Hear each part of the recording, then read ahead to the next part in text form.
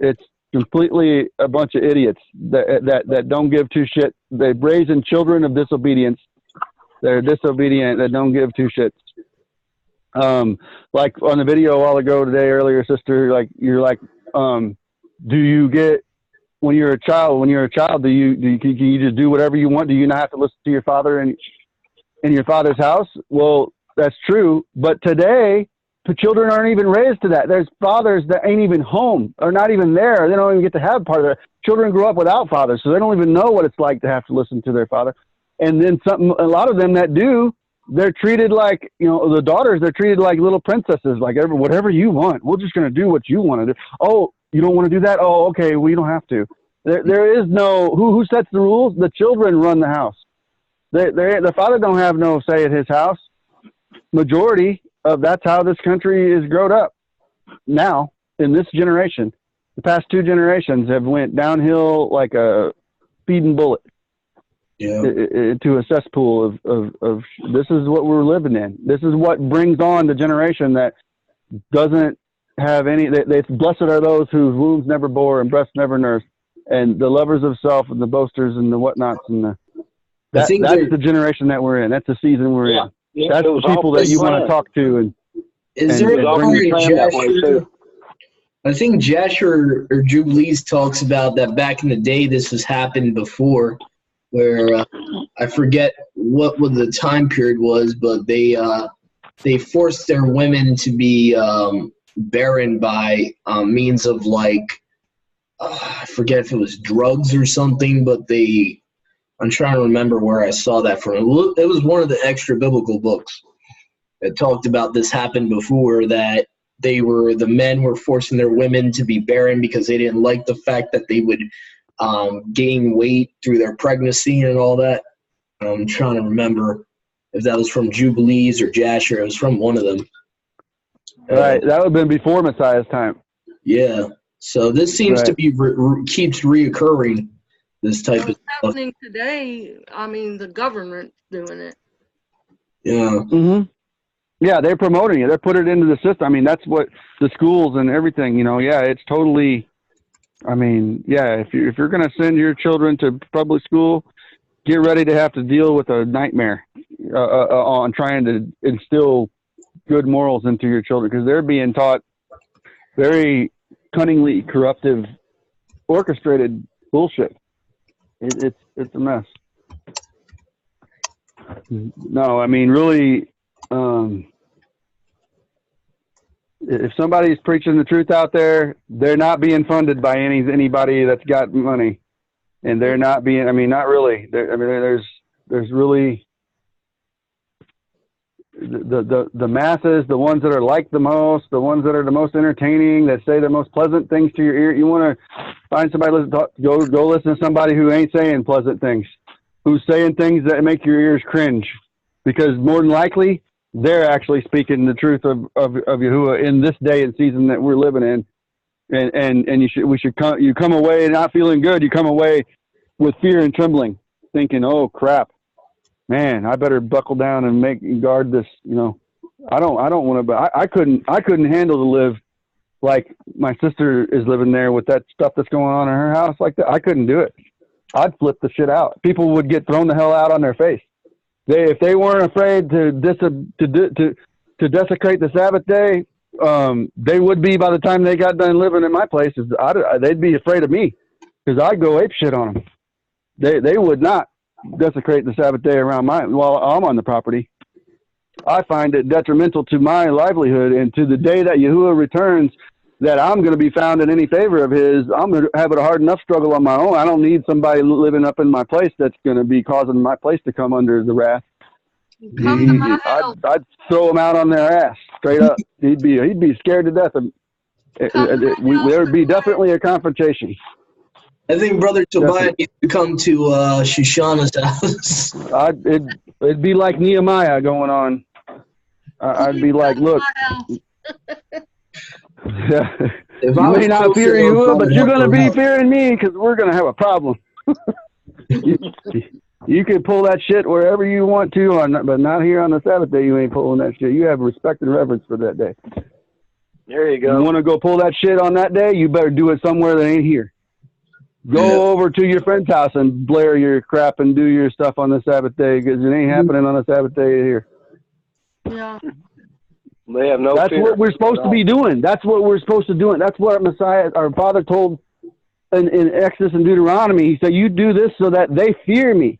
He brought them to the mountain and scared the shit out of them, so that they couldn't even stand to listen to him. They were like, "Oh, you stay and listen, Moshe. We got to go. You agree to whatever he says. Whatever he says, just say, okay, yes, we do it. But we can't stick around unless we die. We got to go." My Father said, I brought them here purposely so that they would fear me. He said when the man got with the gathering kindling and laboring for the fire, not already having it prepared ahead of time and get everything here to go, but gathering sticks. And he might have been a firewood guy for a living or whatever. He refused to stop doing whatever. But any of these people, and over, he said, you shall stone them to death with stones in front of the assembly of people, so that the people learn to fear me. Assemble yourselves and your little ones and appear before me, so that they learn to fear me. That fear, lack of fear. My people are being destroyed for lack of knowledge. Where does knowledge come from? The beginning of knowledge is the fear of the Most High. The enemy takes away the fear of the Most High. He says, I swear by the fear of my father Abraham, the fear of my father Jacob, the fear of my father Yitzhak. When the enemy takes away the fear of the Most High, because he loves everybody, he wouldn't hurt a fly. John 3:16, he so loves the world. That's me and you. He loves. He wouldn't want nothing bad to come upon. He wants only good for your transmission's out, your whatever's out, your dog's sick, and your what? Oh, he don't want none of that for you. No, he don't, because he don't discipline nobody, right? He never threatened to kick anybody's ass, right? He never said, if you still don't listen to me, I'm going to punish you 7 times more. I'm going to hand you over to your enemies. I'm going to cause all kinds of ugly stuff to happen to you. That's the Father that we serve, not this Christianity feel good. I'm just here to make you feel all nice and pamper you like Moses. That's emotion. Peace sign, hippie nonsense. That whole hippie movement totally has deceived so many people, and Christianity was part of that 1970s hippie movement. It was all nonsense about all love, no hate, love and feel and you gotta love everything and all this crap. I know. That's why our sister is troubled by her house of what's going on there, because she knows she's among those who don't fear him, and it bothers her. And she knows that he's being disrespected by those that are around on the Sabbath day, and it bothers her. And I feel that. I know about it. I feel that how much that bothers her. I want to help. You know how close I am to coming down? When you said, would you guys come down here and move in, like a group of us, and set an example and hold, anybody here to it? You know how much I want to come do that? I mean, yeah, I do. But, man, it's a battle. There'd be a battle. It would be a battle. We're not doing battle with flesh and blood. It ain't about like a personal thing between me and Sean or whoever else is hanging around there. It would be the spirits in high places that they unknowingly serve, knowingly or unknowingly serve, because we all knowingly or unknowingly serve something that's greater than us. We're just a little peon. We're just a pawn on the chessboard. We serve somebody greater. That's why he's the mighty ones. I says, don't be afraid of them or their mighty ones, because there are other mighty ones that these people serving. Many of them are mighty ones created in their own hearts or whatever, or their self, like our brother was saying earlier. But the point is, something greater than them is who they serve. They might not even realize it, or many of them don't even realize it. But that's really where our battle is with that mighty one. So when I know that if I come or we come or brothers and sisters come to your house, we're not just as it's perceived and by our, what would be. There's a mighty one there that we would have to battle. There's a spirit principality in high places that has hold in his life, that he allows in his life by whatever's going on. And not just him. I'm not just picking on him. I just don't know other people that are there, but I do know what you're dealing with things that bother you that he's got going on. But there's a principality behind it that influences it, that's leading him along through deception, through him not even really being aware of what he's doing. He doesn't realize that that's what he's doing. Yeah. But that principality is what's going to get pissed. That's what the battle's going to be. That's what's going to get pissed off, and he's going to be put in the corner. He's going to have to choose. He's going to have to pick which day who he's serving. He'll either have to really stare in the face of what he's serving and be like, wow. And if he's humble enough in his heart, he'll be like, man, and he'll turn from it, or he'll run closer to it and cling to it. It ain't going to be one or the other. So it's going to automatically be an ultimatum that I don't put upon. I mean, just by two people that serve two different mighty ones that are occupying the same ground are going to come to a head. It's because it's not about them. It's about the mighty ones they serve that each want to lay claim to that house.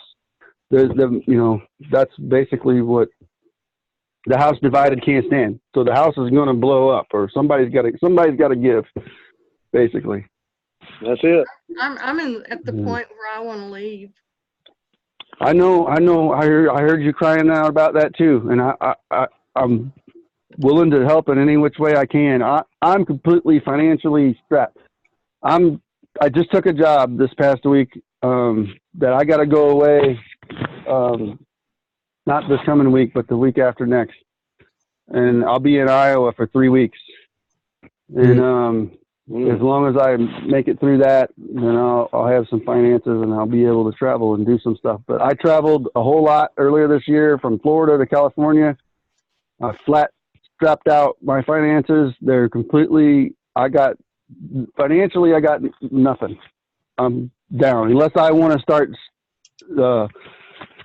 selling anything that I got stored up that is of any value whenever the money system falls apart, like guns and ammo and actual things that you could use, valuables that are worth more than, the dollar bills that ain't going to be good for toilet paper one day.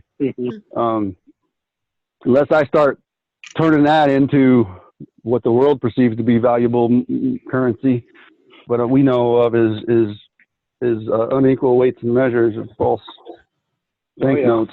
And I don't want to do that because I got to do something. So I'm financially making a move to go and do some work. I'm going to be driving a truck for a little while to make some money. But I'm going to get in it and then get out of it. Cause that ain't no way to, I don't want to keep doing it. But so I'm going to be traveling. So if I make it down that way again, I definitely will stop in and visit. But I know how you are. I know where your heart is to want to be obedient to us, just to follow our Father. I know, sister, I hear you completely, and I want to help which way I can. So other than talking to Ty here, and it's cold here where I'm at. I don't have, we'd have to put something, we got ground here, we can put you up, but we have to make whatever accommodations you want to make. We can make them here, but there has to be some resources to do it with, and right now I don't have the resources to make that happen, so I gotta money go until get they sell this place. Right, I hear you. Yeah.